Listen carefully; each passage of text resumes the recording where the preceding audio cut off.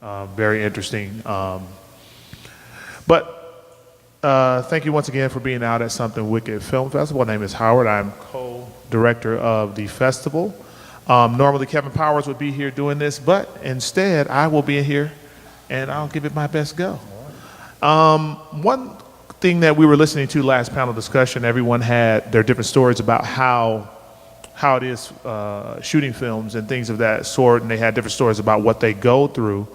And for me, as I'm very, very interested in it, but I just don't have not yet the time or really just the time to do it. I have a lot going on. But if you could, just for, not that there's a lot of people in here, but just kind of introduce yourselves, let everybody know why you're here, who you are, what's going on, and we'll get started that way. If Kevin comes in, I guess we'll let him talk. Oh,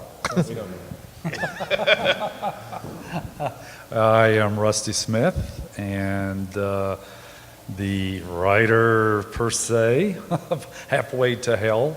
It's a post-apocalyptic web series. I'm Chris Simmons. I'm the director, DP of Halfway to Hell. Cool. And if you could just give us a quick, and this is for me as well, because I've watched so many different films, give us an idea of what Halfway to Hell is about, and what, especially as a writer, what is it you're trying to portray to the audience? That is a good question. I'm not really sure. It's, well, first of all, I don't claim to be a writer. This was a idea that I had. I met Chris a couple of years ago working on a film project that he was pursuing, and we got to be friends, and I lightheartedly mentioned doing a post-apocalyptic web series, and he said, "We'll write the first episode, dude, and we'll shoot it. If we have fun, we'll shoot some more. If not, nothing ventured, nothing gained." So several episodes later, we're still. Well, I probably asked you like maybe 10 times, "Hey, Rusty, did you write episode 1 yet?" "Oh no, I'm working on it. I'm doing it." I'm like, "Well, you brought it up to me. You know, you should do it. Let's do it." And Was it initially going to be a web series, or were you looking for it to be something different, bigger? No, actually, it was a web series. It was just going to be a web series, and I was working with some folks of a year prior trying to put together a post-apocalyptic web series. It's more of a sci-fi thing. Gotcha. And the DP and myself were hiking up on a ridge. We were looking at some potential locations, and he fell in a waterfall. I tried to rescue him. Fell in a waterfall. Not me. No, not him, no. And we almost were lucky to be here. Wow. Yeah, Wow. yeah. And so anyway, that killed that for us. We we were done for the year. And then after, like I said, after working with Chris, I still had this yearning to do a post-apocalyptic type scenario. And so here we are. But it's supposed to be a web series. And then several episodes in, Chris also made the mistake of saying, "You know, we should turn this into a feature-length film." And I'm like, wow. "Okay, sure." And then he was like, "What the hell did I say?" well, initially I was thinking we'll film, each episode will be like 1 or 2 days, and as it turns out, I didn't realize Rusty's vision and how much he wanted to torture me with shooting and editing and everything else. But that's one of the main things I think what makes this project kind of maybe unique, I guess, is to have a production value with zero budget, and Rusty finds these amazing locations to film and everything, and so he kind of had to almost write the whole story really based on what was available to us. He's like, "Oh, we have access to this amazing place. Let's incorporate that somehow into the story." And that's how people would ask us, "Oh, where are you going with it?" And Rusty would say, "I hadn't written even the next episode yet. Right.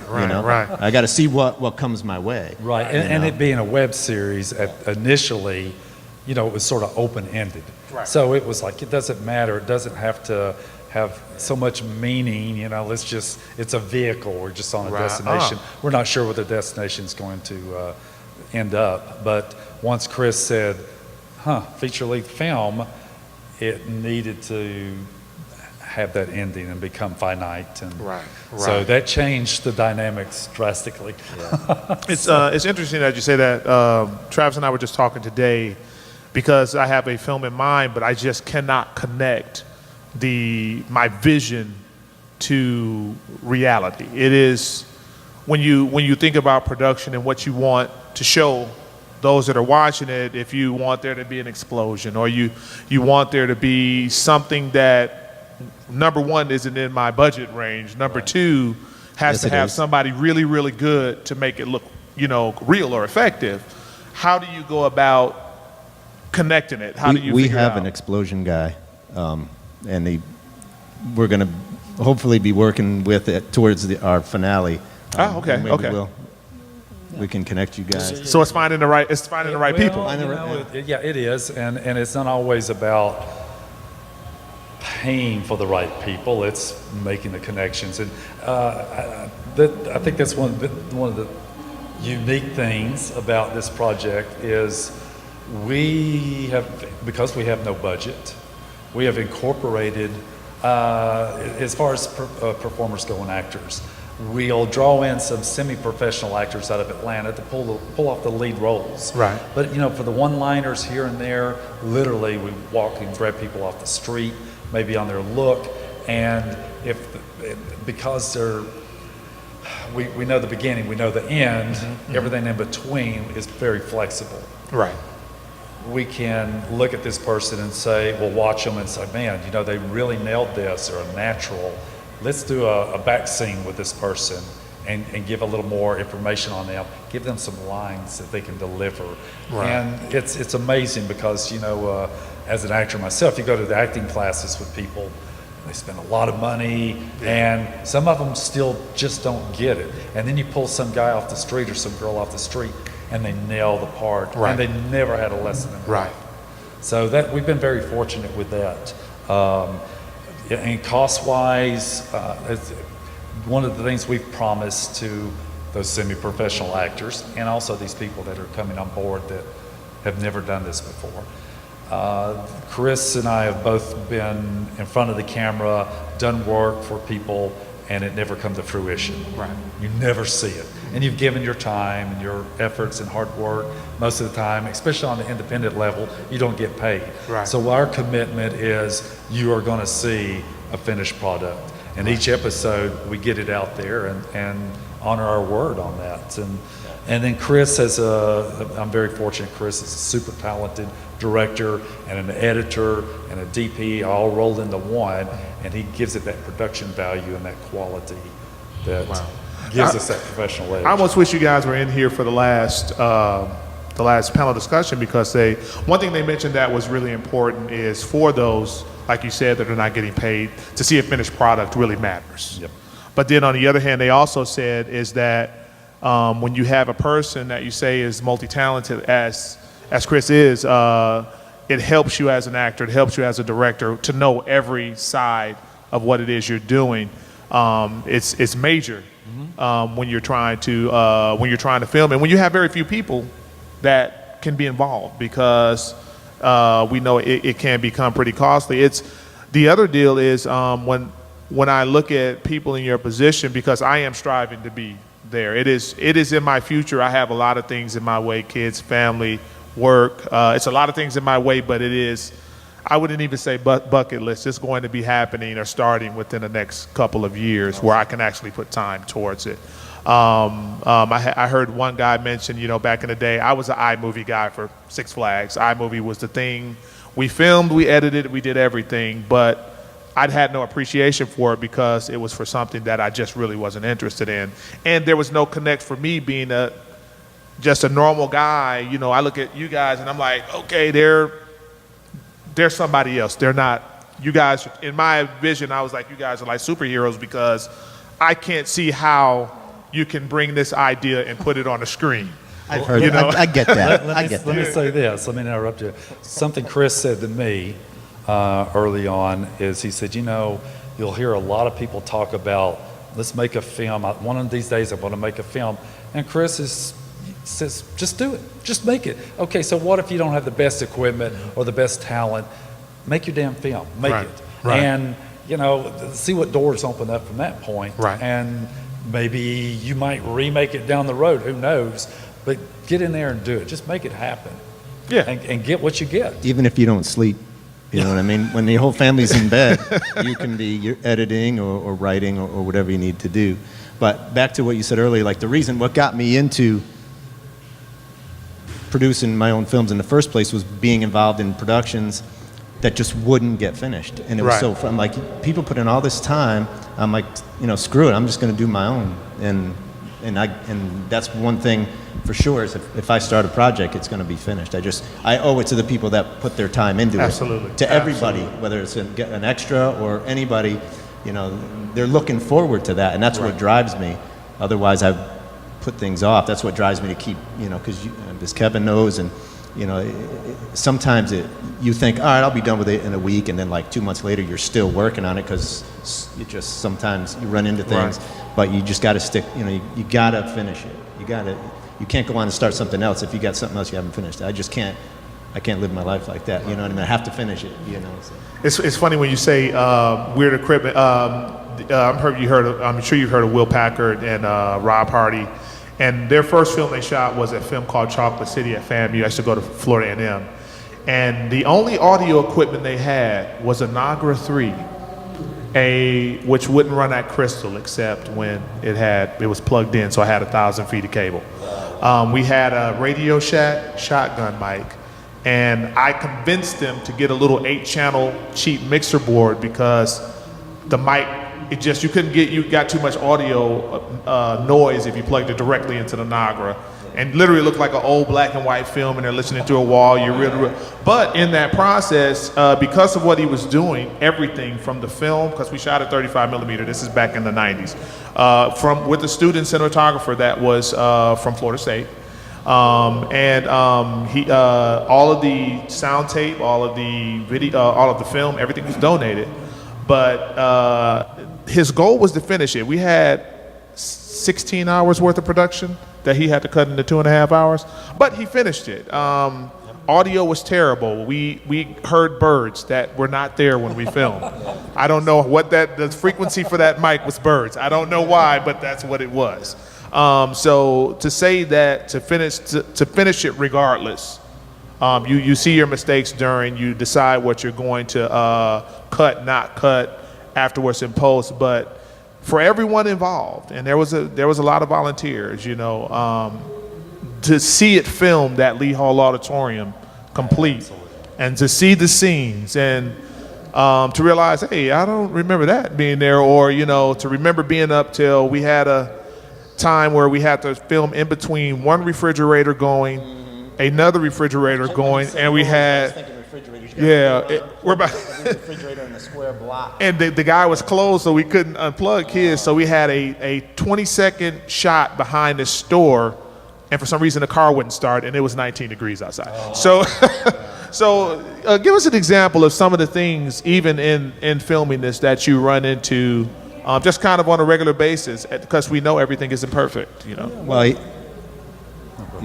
Well, goes again to like he'll find an amazing place to shoot visually, but it's right on a road, and we've shot this last scene in rush hour, literally, and this place is an amazing old house. There's tons of just statues and whatnot everywhere, and it's all overgrown. It's a perfect post-apocalyptic looking house, and we have a scene with dialogue and cars going by, people swearing at each. It was hilarious. We had this one scene. They're supposed to be walking up to this house in the apocalypse with nobody around for miles, and you hear in the background in the audio that we got when we filmed it, brake screeching, then F you, watch where you're going, blah, blah, blah, and then drive away. So, you know, Well, and with that, ADR the entire scene, birds, the voices, everything. and the location, yeah, it's one of those time sensitive. A couple of actors were an hour late, which threw us hour and a half later, which threw us into that rush hour where we would not have had a problem. And that's, I'm like, okay, guys, we could have got this clean, but So, but again, you got to bend, because if you're not paying anyone anything, your expectations can't be so ridiculously high that you've got to bend a lot. So, and be appreciative and do the best you can with what you've got. Again, we've by the time we get finished with this, maybe I shouldn't say how much we'll end up spending, but I think if you watch it, you'll be surprised. Probably under $5,000, well under $5,000, maybe even under $3,000. That's pretty amazing. It is, and to have a feature-length film. I just got back from Madrid a few weeks ago, and people were dropping $100,000 for a feature-length, $200,000. One gentleman had a short film. It was an 8-minute short film. He spent $20,000, and I'm going, man, what could we do with that kind of money? But there's the challenge isn't there. It would be easier to go rent a place, or that's the exciting thing too, to see what you can create out of nothing. Right. And be challenged and say, okay, we did this for nothing. What's your excuse? Right. Right. So example, one film that I watched, the location, the $100,000 film, and she said, please don't tell anybody that's all I spent, because I don't want them to look at this film as if we went cheap. She shot in 2 locations, inside an apartment and at a cabin. And I'm going, my God, we've been all over the countryside. We've had bridges and tanks, and we've had helicopters and waterfalls, and we didn't spend anything. Wow. So it's just thinking out of the box, being creative, and asking forgiveness instead of permission sometimes. Yeah. Right. Yeah. As you know, this is Kevin Powers, festival director. So everyone knows who he is. Again, I'm Howard Carter. That's for video. It's funny that this panel discussion is right after the other one. But how often, and I know you say it's kind of an open end sometimes, but how often does your plan with even the script or the story stay when you film? How does it pretty much stay together, or does it change while you're on set, depending? Probably I think it constantly changes, and the biggest one was our first lead female quit and ended up moving the day before a big shoot. The night. So we had just wrapped for the day, and we went out for a beer, and we were like, all right, we got all these people coming tomorrow. We got this big scene. What are we gonna do? And I thought he was brilliant. You just had to rewrite everything and shoot it the next day, and rewrite basically the whole. Wow. But there again, he's not that far ahead. It's not like he wrote this whole feature. Right. This is going to end up a feature, but he's writing it 10-minute increments, Yes. filming it, editing it, and then. Gotcha. All right, what are we going to do next? Right. And so the challenge, if you write out, if you're adamant about your story, and sure, there's going to be certain things you want to happen, but you can have the flexibility. Again, that's why we've spent nothing, because we're not under the wire. It's not like, okay, we've got to have this project done. We've got people backing us with money. Right. The expectations of that. We do it when we're ready and when we can gather the people. And whether that's a handful of people or 30 people like we did on that one scene. We had a lot of people. Yeah, it's a lot of people, and it's going to get even bigger as we go. Yeah. We're going to draw in more. But, as people see the what I feel like we're giving quality, or Chris is giving it that production value, that draws people in. Everybody wants to be in something that's good or fun, and they enjoy. So where we might have struggled getting the semi-professional actors, and I say semi-professional, that's the ones that have a gig here, a gig there, and then they work at Ruby Tuesdays, evening, Right. while they're paying their bills until they make the big time. But whereas at first we were able to draw just a few of those in, now we've got people coming to us, knocking on the door saying, hey, if you have an extra part or you can work me in somewhere, I'd love to be part of this. So that's a huge compliment. Wow. But again, we're not on the clock of saying, okay, we got to get this done. We've got this camera crew, we've got the sound crew. All these people we're having to pay. Caterers. What's that? Caterers. Caterers. Yes. We have a bag of, we've had for a while, we bought this big bag of honey buns and a big bag of like a couple cases of water, and we've been like, it's getting smaller and smaller, but that's our caterer, you know. I know some people that will be happy with that. Yeah, they're like, oh, you guys got honey buns? But you know, but also we get our stuff done. We don't keep people there for 8 hours, Yeah. 3 or 4 hours at the most usually, and we move on to the next scene. Chris and I might be going 8 or 10 hours, 12, whatever. But as far as the crew goes, I mean, we don't just wear them out, and we're appreciative that they're there to help us and give us their time. And again, we're going to reward them with a finished product. And we're going to do the best that we can do. Chris is going to do the best editing and filming and everything that he can do. I'm going to do, you know, whether it's costumes or locations. I'm going to give the best that I can give. So, and that's to me, that's a fair trade-off. It's not always, as an actor, it's not always about getting paid. I want to be in a good production. Right. Yeah. I'm an actor first. You know, hell, if I want to make money, probably not going to. Most of us, you know, it's like professional sports. There's only so many professional players on a team. But does that mean that I can't go out on Sundays and play some tag football or something? Absolutely. You know? So if it's something you love and passionate about, get out there and do it. If Absolutely. you want to make a movie, don't make excuses. Just do it. Yeah.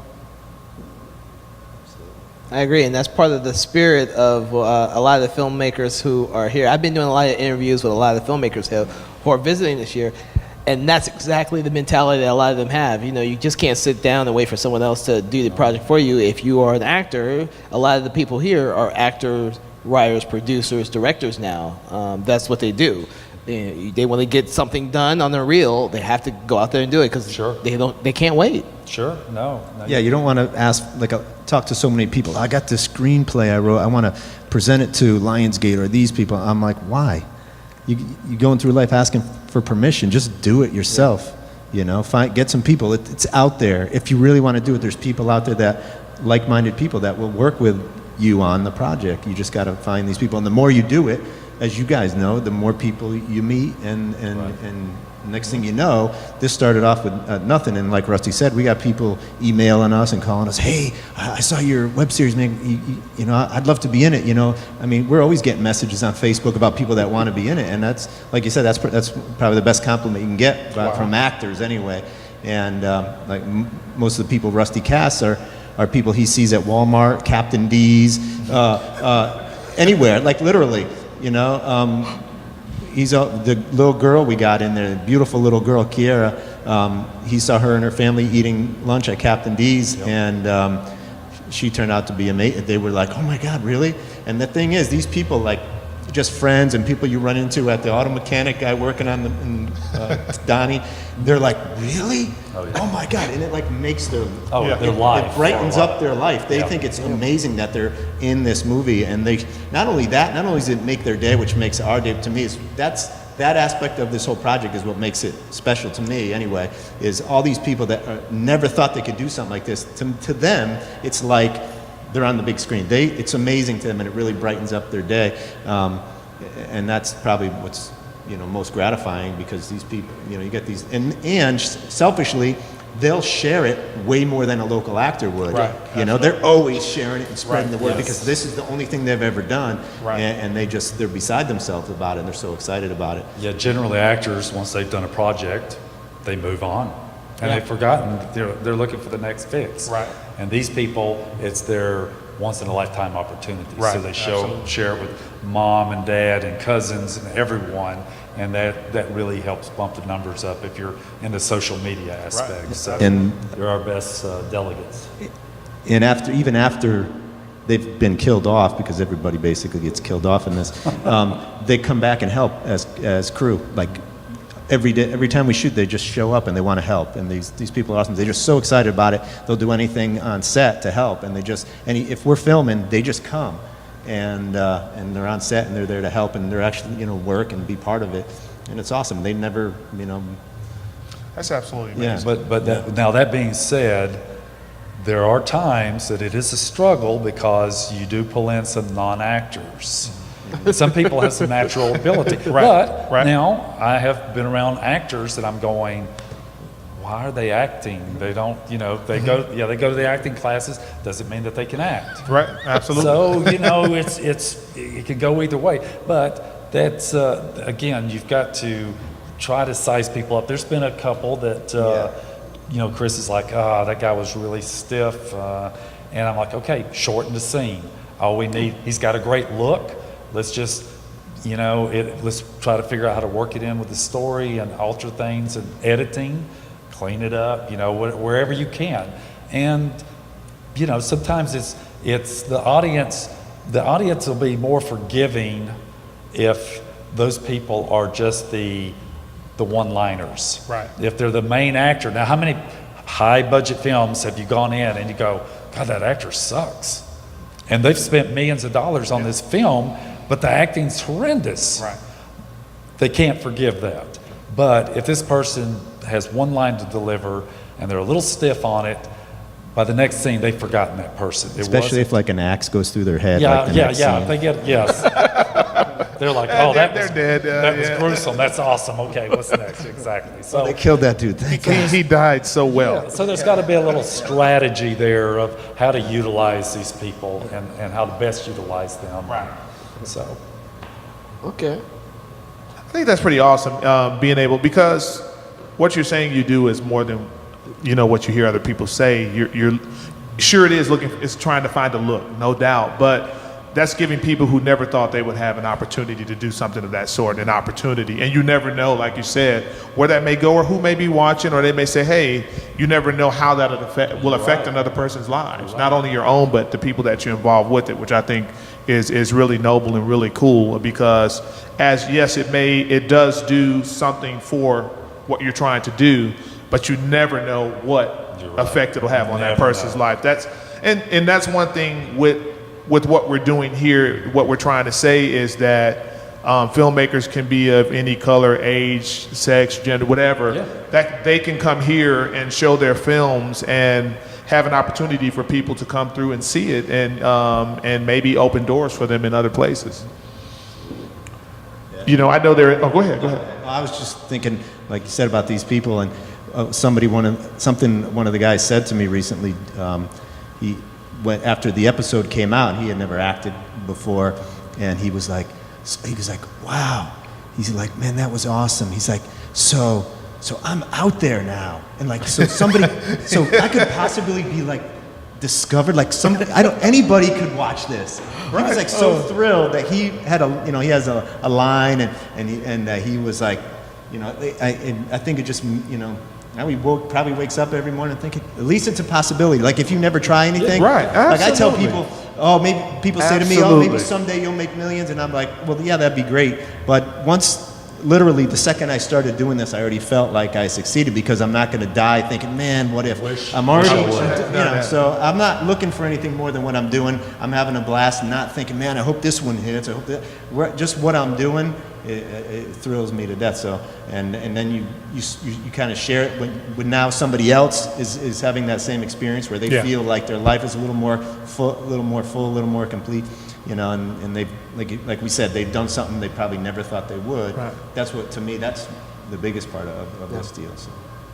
There has to be a lot of satisfaction in that, because, you do that on a regular basis for people, so you get that feeling from them on a regular basis. That's Rusty. He does all the casting. Yeah, and that has to make you feel a certain way every time it happens, and every time you see that glow in their eyes. That has to be amazing, because like you said, you'd be surprised how people really feel about it, how they feel about seeing themselves on a screen doing something other than their normal life. Yeah. Well, not only that, but also suddenly they become aware that, my God, we just spent 4 hours to work on this, but it's only 2 seconds long.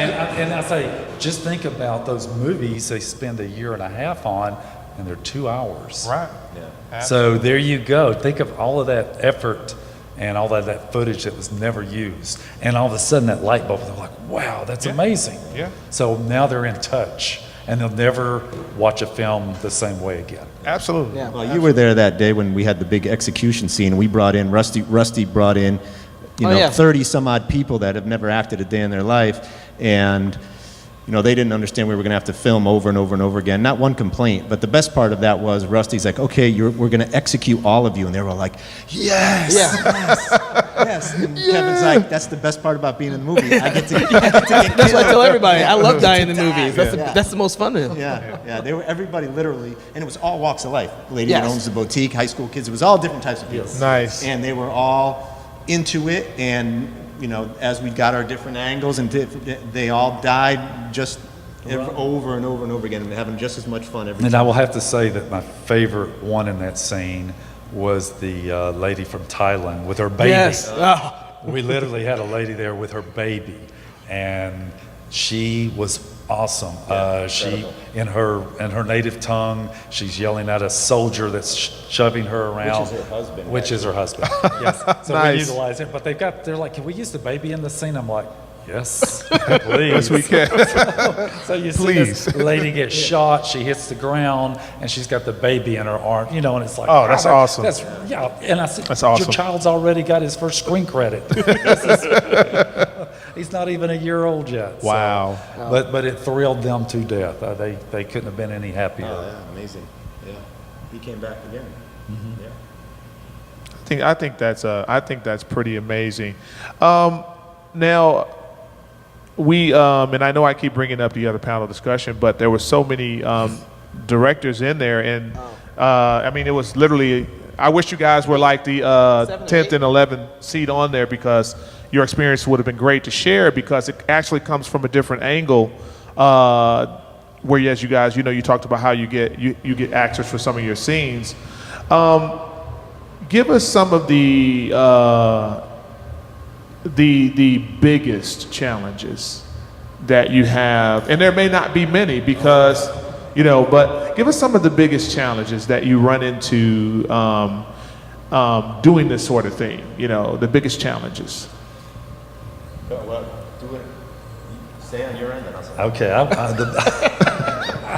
I think the biggest challenge is getting people to fulfill their commitments. And Chris is always saying this to me. I'll be like, damn it, they said they would be here today and they flaked out on me. And we've got, and you know, usually it's maybe not someone that's so crucial, but sometimes it is. Sometimes it's one of our lead actors, you know, and they try Right. to bail on you. And Chris says, you know, when I was doing my film, I was paying actors and they still did the same thing. to me. Wow. So I think it's our society in general, people, their word isn't their bond anymore, and the commitment's not there. Not So- always. Not always. Not It's always, but- you find those core people. You do, know. you do. And I understand now why directors, you'll see in films, they use the same actors over and over again, because they know Right. they can count on them. They know Right. their abilities and that they're reliable and that they'll do the job. So they've got this core group.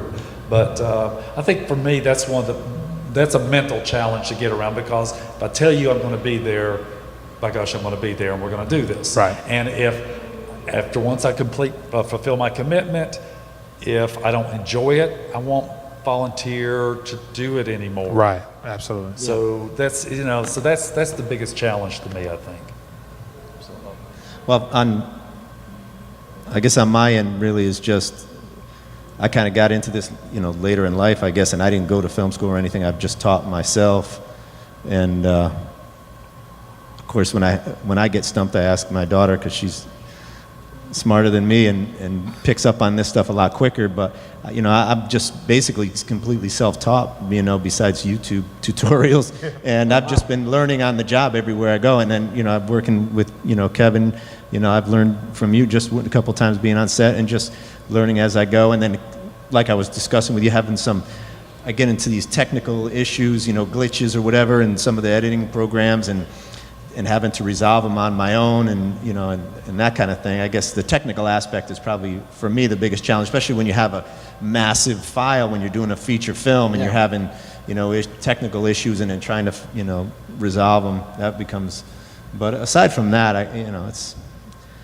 I don't know. Rusty keeps reminding me, we do this because we love it. We do this because we love it. So, my daughter reminds me of that often, because I get so frustrated. I'm like, God, this is, you know, getting frustrated, and then she'll kind of bring me back down and say, I thought you loved this is why you're doing it, aren't you? And I'm like, you know what, you're right, I gotta stop, tell myself that and kind of, level back out and take a deep breath. And The one thing I always say to Chris, just remember, if it was easy, everyone would do it. Exactly. That's absolutely right.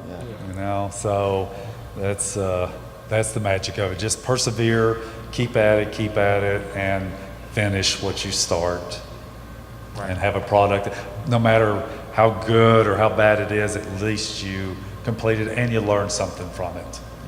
Take away something each time and get a little better. Yeah. Move up the ladder.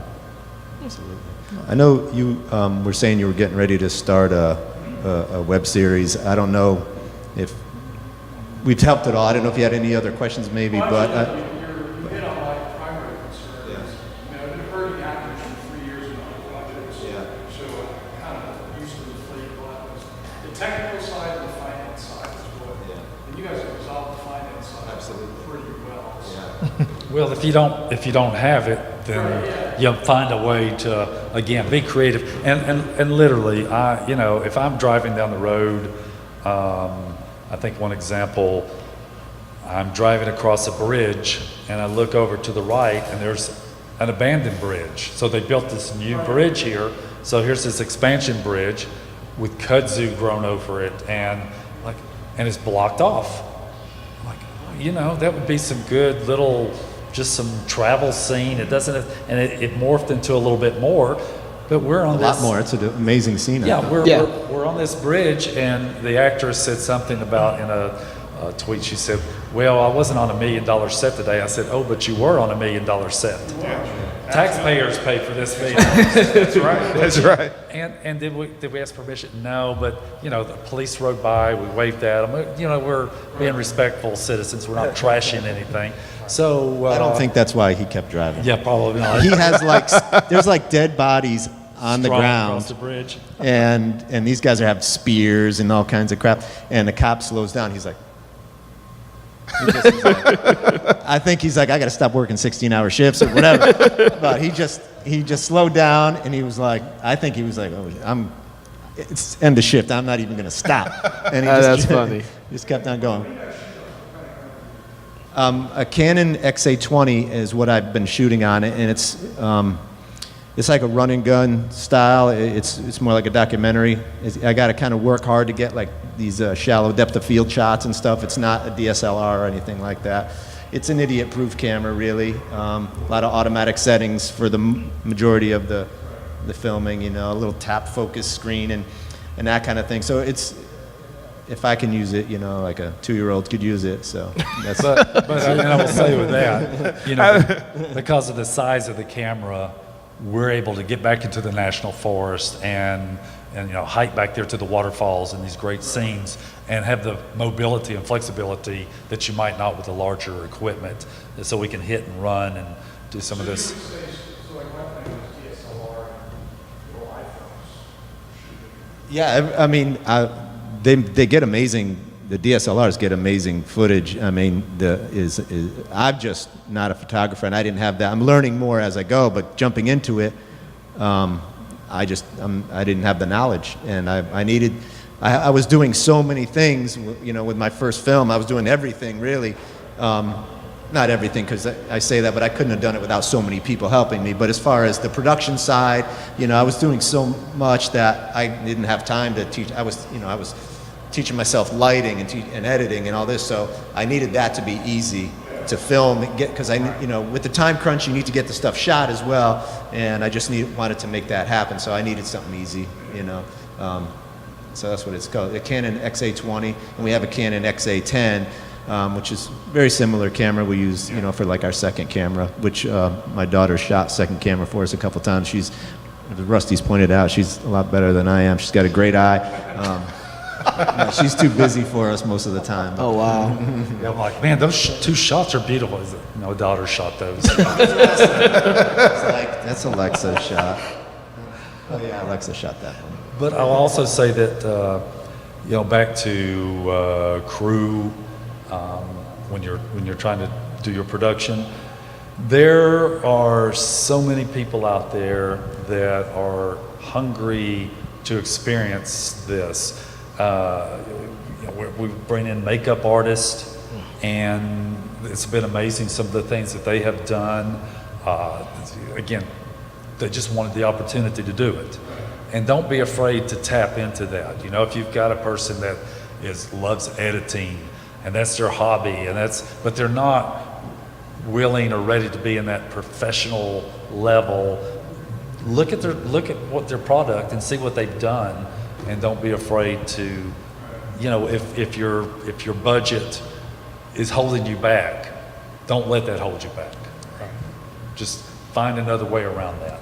Just about anything you need. There's definitely probably an abundance of people out there that are willing to do it for whatever your budget is, whether it's no budget or small budget or whatever.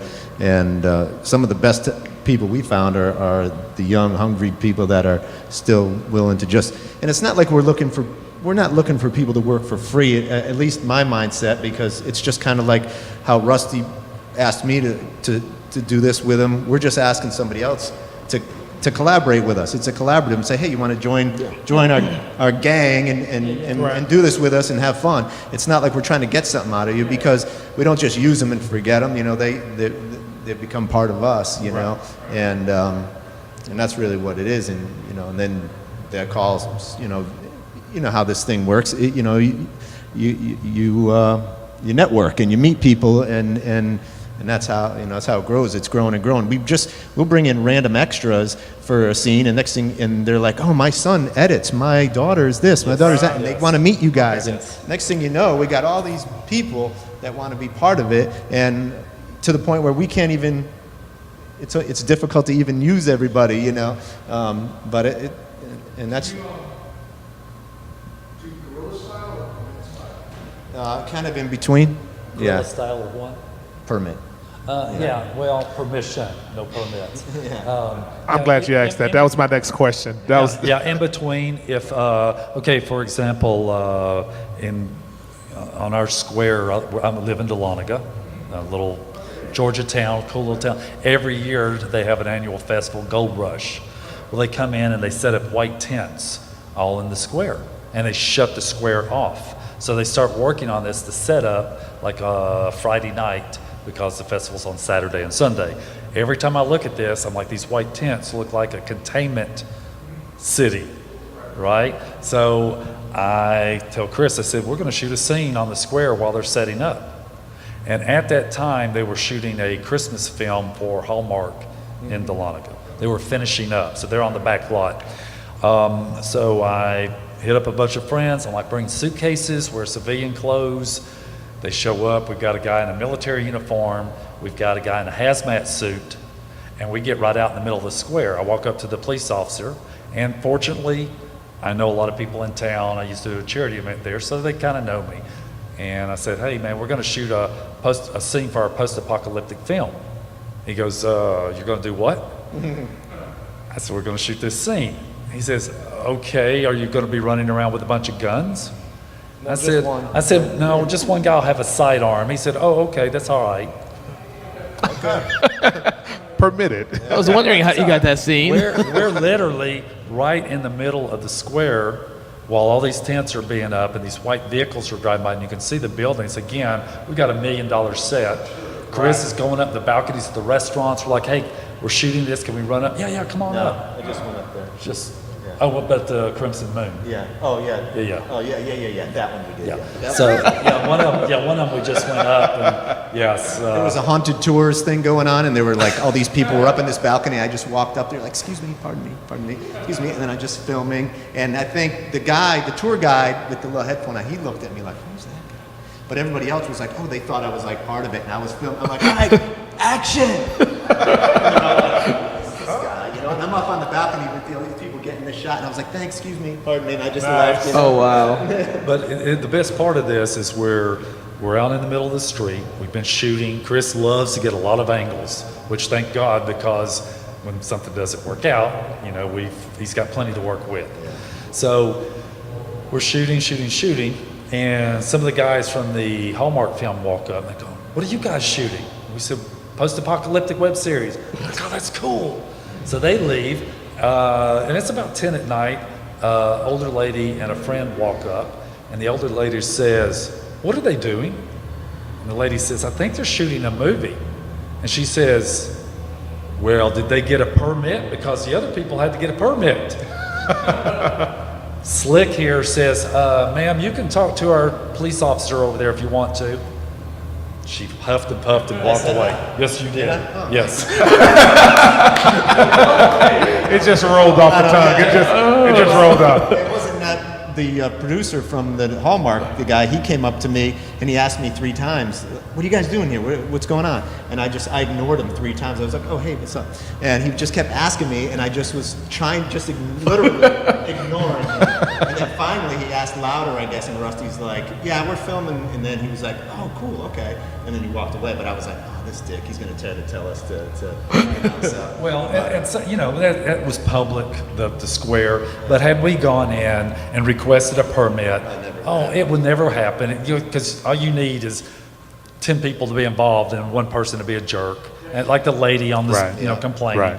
So sometimes it's better to ask forgiveness than permission. Yeah. And then there was a situation. I don't know if I'm going to incriminate myself here. We Turn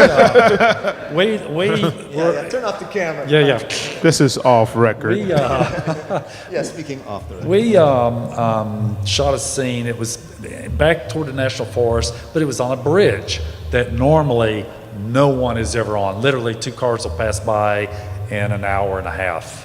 You never see anyone. So we go there to shoot. We're going to shut this bridge down. Did we ask permission? No. But I put lanyards around some people with our halfway to help. Some what do you call them? The lanyards? Lanyards, yeah. And just put some shit on there. Oh my God. Or whatever. And, We put on the yellow vest, and then we had some what are the triangular things called? horses. Cones? Yeah, saw horses. Oh, nice. Oh, yeah. Yes. They're like parking barriers. They look like, the barriers. Yeah, and orange cones. So we blocked off all 3 sides of the road. Well, this bridge is over this beautiful creek. It's this beautiful area. It just happened to be opening day for trout season. Oh, no. I've never seen so many people on this road in all the years that I've been on this road, ever. But what do? Our people are stopping cars. Can you hold on a second? We're in the middle of a shoot, and we looked official, and nobody gave us any. In the beginning, it was tough because people were coming up from the bank, up from under the bridge, are all filming. Y'all shooting The Walking Dead? They're shooting The Walking Dead. Y'all shooting The Walking Dead. And they're filming us, and we're just waving. Finally, we had to go tell them, no, it's not The Walking Dead. And everyone's like, no, nothing to see here.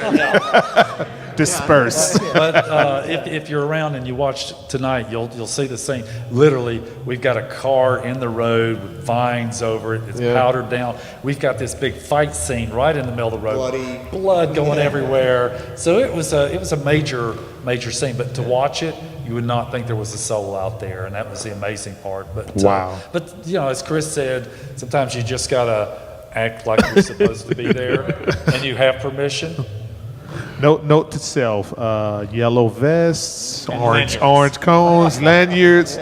Note to self, so I can go ahead. I'm gonna open the floor. I know we've already talked, but did anyone else have any questions? I know we're running out of time, but we do appreciate everyone that has come out.